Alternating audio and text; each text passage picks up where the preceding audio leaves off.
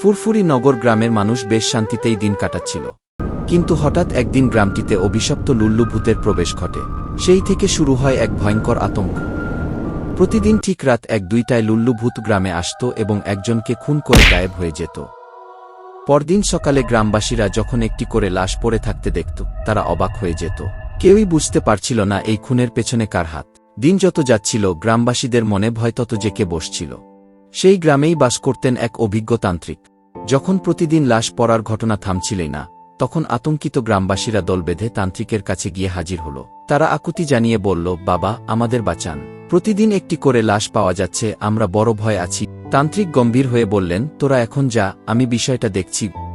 রাত হওয়ার সাথে সাথে তান্ত্রিক তার পরিকল্পনা অনুযায়ী বাড়ির ছাদে লুকিয়ে ওতু পেতে রইলেন। যেই রাত 1-2টা বাজল, অমনি লুল্লু ভূত তান্ত্রিকের সামনে এসে হাজির। তান্ত্রিক দেরি না করে তার মন্ত্রপুত আগুন দিয়ে লুল্লু ভূতকে আক্রমণ করলেন এবং তাকে চিরতরে শেষ করে দিলেন।